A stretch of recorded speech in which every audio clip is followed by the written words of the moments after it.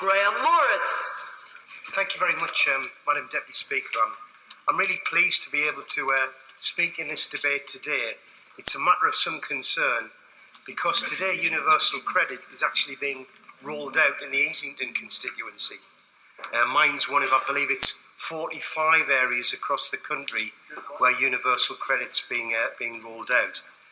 And you know, like the honourable member for Paisley and Renfrewshire South, I just can't stand by and listen to some of the comments from the government benches as if this is an incidental, unimportant, dispassionate matter. I mean, you know, some of the Conservative members imply there is no hardship or deprivation.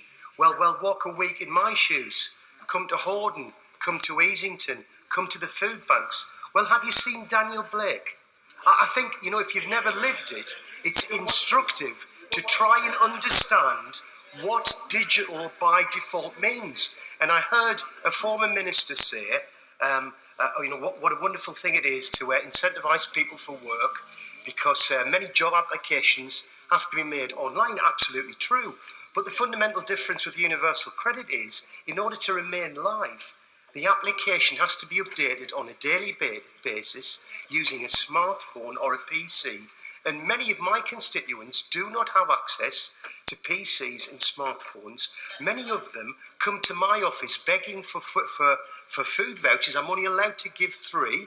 It's heartbreaking, I might say. And they have to choose between heating and eating. I mean, how are they going to access computers? We have 2 large centres in the constituency offering libraries. Not everyone has I know you're MPs, you're probably millionaires and have comfortable lifestyles. And because you don't understand the everyday trials and tribulations of ordinary working people. That is the problem. I'll give way to very carefully to what the honourable gentleman is saying. I represent a deprived coastal constituency. I must say that on a personal level, and I know on behalf of many of my colleagues here, the idea that we do not listen to our constituents, the idea that we do not see the experiences that he has, the idea that he has a monopoly on compassion is profoundly offensive.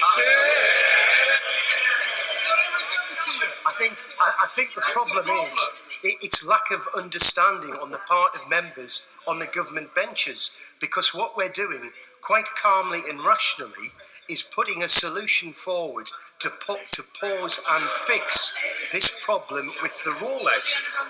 And there are some.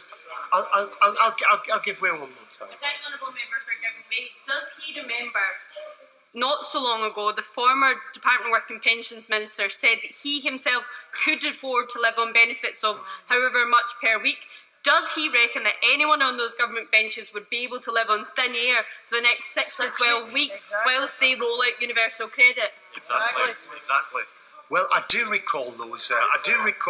Remarks, and again, I don't think it's possible, and I think it would be incredibly instructive if members opposite actually did that and experienced what it's like. I'll give way very briefly.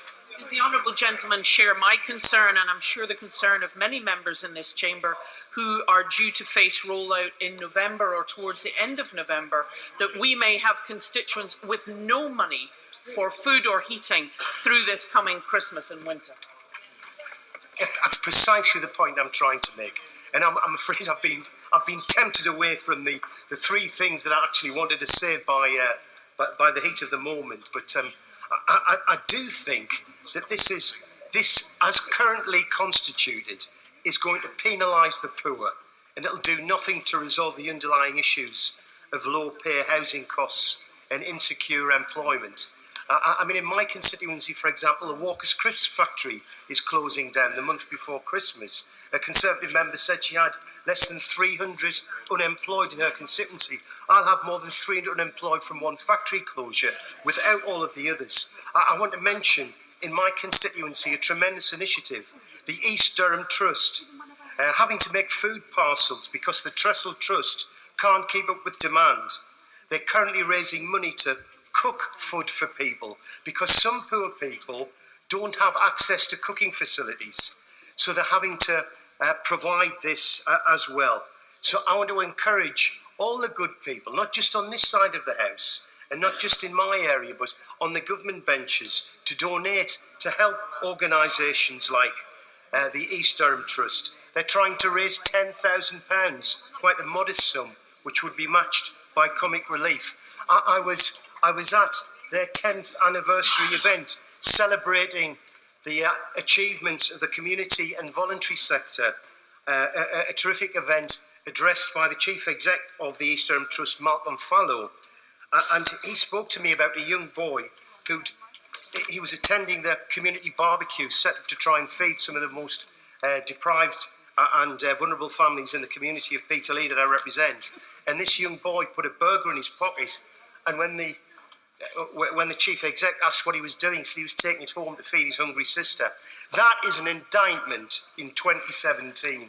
It's shameful. It should shame this house. It shames me that that's happening in this great country of ours in 2017. The children are going hungry because of a flawed benefit system, and it's a system that could be fixed, and we've got an opportunity to do that tonight.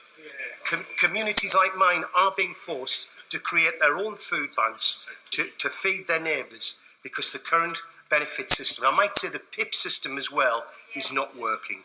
I want to commend, Madam Deputy Speaker, the work of the East Durham Trust. They're a fantastic organisation. However, if this government showed some compassion and reviewed the system, organisations like East Durham Trust may not be so necessary.